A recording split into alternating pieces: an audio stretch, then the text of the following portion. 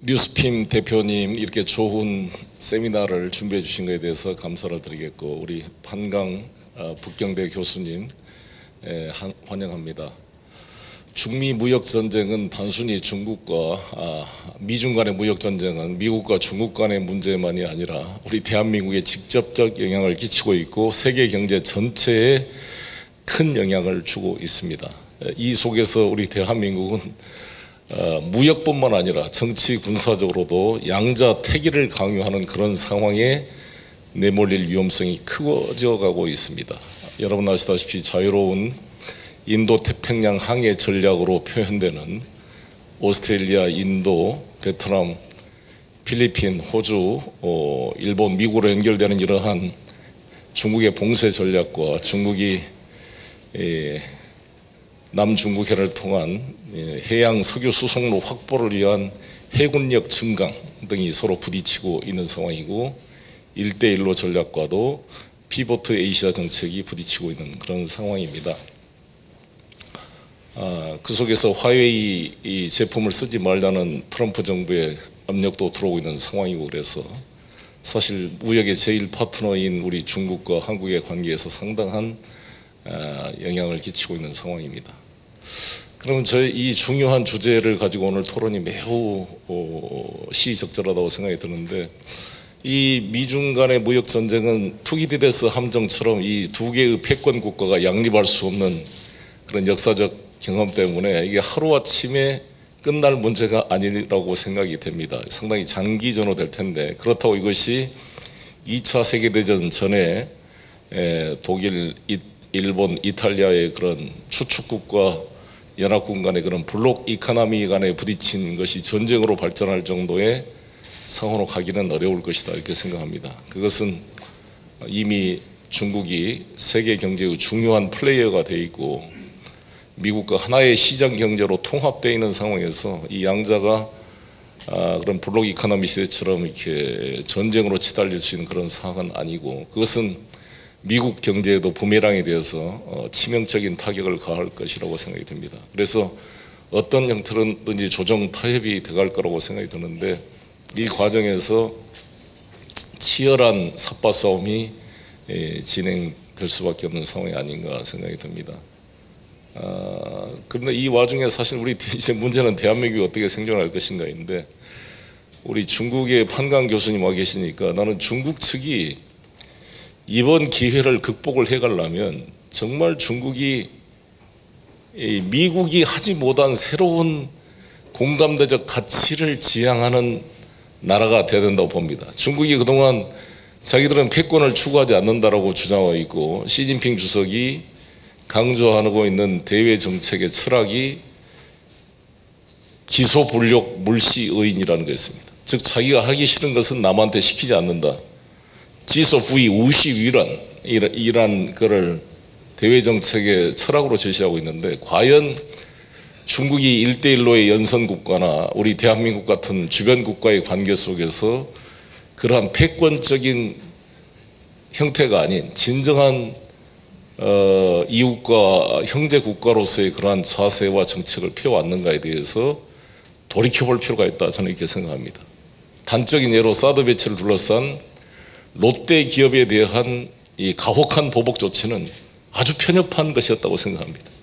제가 모스크바에 가보고 블라디보스톡과 상피터스버그를 이제 자주 가는데 세 군데 다 롯데 호텔이 있습니다.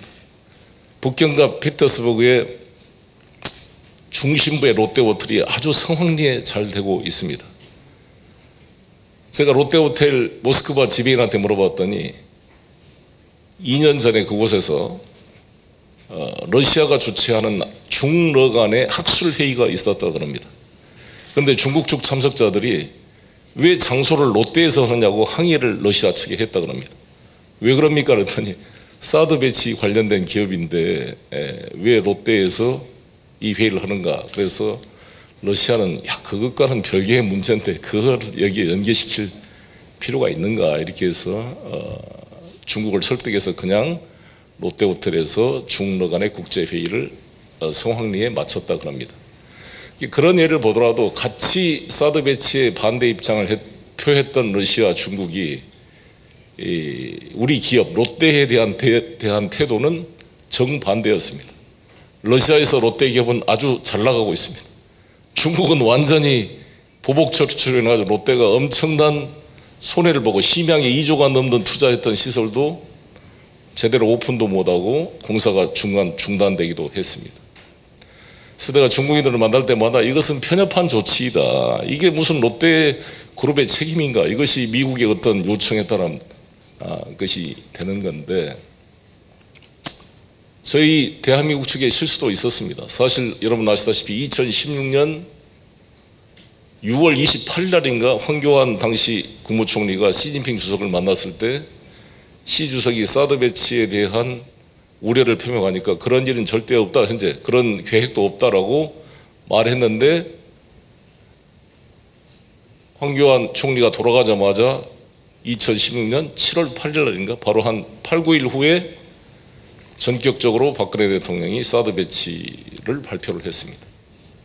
이로 인한 중국 시진핑 주석의 배신감과 이걸 분노가 지금까지 이 사드 배치의 후과가 아직도 안 풀리고 있는 그런 상황입니다. 이런 상황에서 트럼프 대통령이 INF 중거리 핵미사일 조약을 일방적으로 탈퇴하고 파기가 됨으로써 500km에서부터 5,500km에 달하는 중거리 핵미사일 아시아 배치 문제를 지금 발표가 나와서 그 후보지로 일본과 한국, 괌, 필리핀 이런 데가 제시되고 있고, 이에 대해서 중국 정부가 사드 배치와는 비교가 안 될 후과가 나올 것이다라고 경고하는 그런 상황이 벌어지고 있습니다.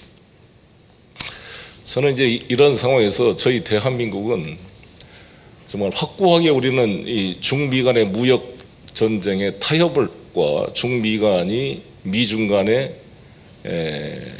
대승적 화해를 모색하는데 촉진자 역할을 저는 할 수밖에 없는 위치다, 이렇게 생각을 합니다. 미국, 중국이 지금 서로 아메리카 퍼스트, 중국몽 실현, 위대한 중화민족의 부흥만을 외치고 서로 싸울 그런 상황이 아니라고 생각합니다. 그래서 저는 이것이 이제 절충되는 그 과정에 있을 텐데, 저는 중국이 오늘 판강 교수님도 발표를 하시겠지만 미국의 트럼프 생각대로 저는 중국이 일방적으로 굴복하기가 쉽지 않다고 생각합니다. 저는 중국 역시도 류허 부총리와 일부 강경파 간의 대립이 있는데, 저는 중국이 덩샤오핑 그 지도자의 그런 지침에 따른 화평굴기 타오강 도광양회의 전략을 좀 더 지속해야 되는 게 아닌가. 너무 빨리 근육과 자신의 그 힘을 보이는 게 아닌가라는 우려가 있습니다. 좀 더 저는 양보할 것은 양보해서 저는 미중 간의 타협을 이루는 것이 양국 상호 간에도 도움이 되고 세계 경제 전체에도 도움이 되지 않을까, 이렇게 생각이 듭니다.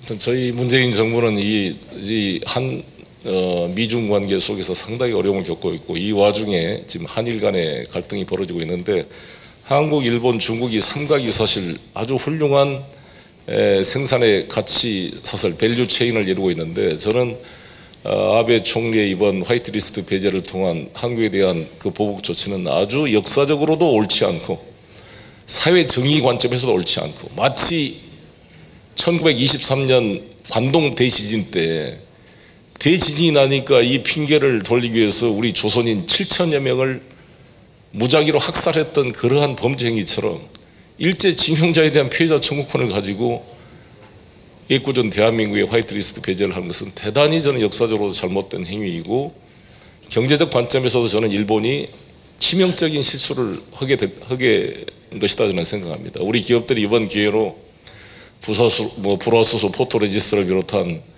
반도체 관련뿐만 아니라 확실하게 그런 부품 소재 장비 산업의 자립화의 길을 저는 충분히 해낼 수 있다고 생각이 들고, 우리 정부도 그걸 뒷받침해 갈 것입니다.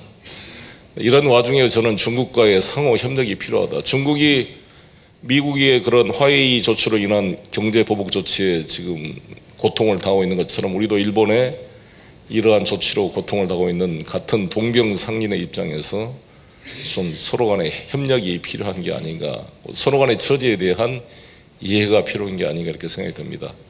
오늘 우리 이 중요한 회의를 통해 우리 기업을 이끌고 계시는 경제에 계신 여러 지도자 여러분들께서 미중 간의 무역 전쟁의 어떤 전망들을 이해하고 기업의 전략을 수립하는데 아주 소중한 기회가 될 거라고 생각합니다. 저 역시 이런 와중에 우리 한중 관계 발전을 좀 해보려고 우리 이 시진핑 주석이 연내 방한이 좀 될 수 있도록 저도 나름대로 노력을 하고 있습니다.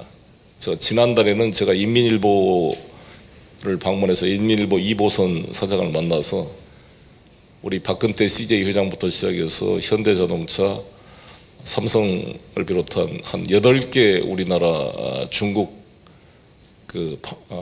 본부 책임 본부장님들을 모시고 인민일보 본사를 방문해서 이보선 사장과 면담을 했습니다. 부탁을 좀 했습니다.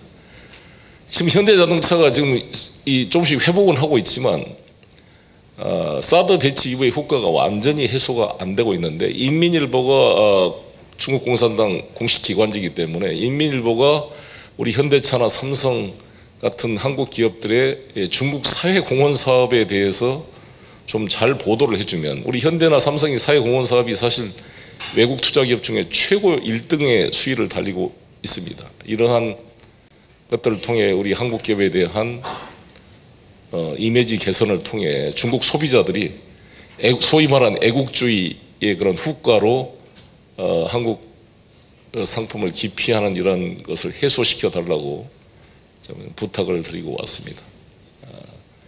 그리고 결론적으로 말씀드리면, 저는 중국인들을 만날 때마다 이렇게 이야기를 합니다. 미국과는 1882년도에 조미 통상 수호 조약을 고종 때 그때 맺었죠. 그러나 그 이후로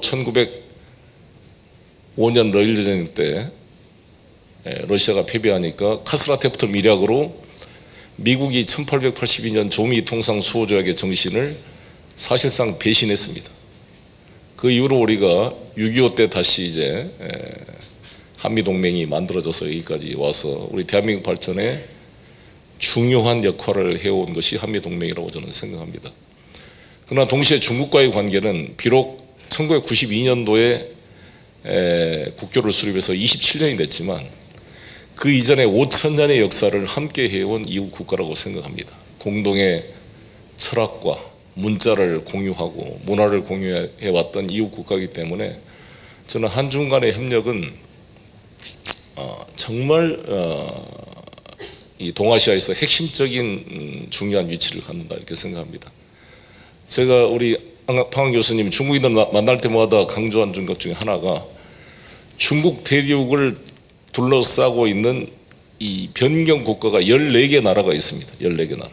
인도부터 시작해서 파키스탄, 아프가니스탄, 이란, 러시아, 몽골, 북한까지. 근데 이 14개 소위 말한 뺀징 꼬자, 스스가 14개 국가 중에 200과 두보의 시를 낭송하면서 같이 술잔을 마시고 맹자 공자의 철학을 지금도 우리 아이들에게 가르치고 중국의 문화유산을 진정으로 같이 이렇게 공유할 수 있는 유일한 나라는 대한민국 하나라고 봅니다. 그래서 저는 중국이 이 대한민국이 소중한 존재라는 걸 알아야 돼요. 사실 중국은 군사동맹 국가가 단 한 개의 국가도 없습니다. 북한도 약간 취약한 데고 미얀마는 사실상 떨어져 나가고 있는 상태이고, 그래서 정말 중국의 단순한 경제뿐만 아니라 문화, 정치, 철학을 같이 공유할 수 있는 가장 소중한 나라가 대한민국인데 중국이 대한민국 가치를 너무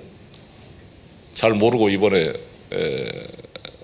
사드 배치 이후로 한 그런 행위는 아주 소화적인 단견이다 라고 생각이 들고, 이런 거를 풀어서 한국 간에 전면적으로 경제가 협력될 수 있도록 우리 판강 교수님도 저를 잘 부탁합니다. 바이투어 잘 부탁드리고, 오늘 좋은 회의를 통해 우리 한중 관계의 새로운 활로가 모색되고 미중 관계의 어떤 상호 간의 절충점이 찾아질 수 있는 지혜가 도출되는 세미나가 되기를 바라겠습니다. 감사합니다. 축하합니다.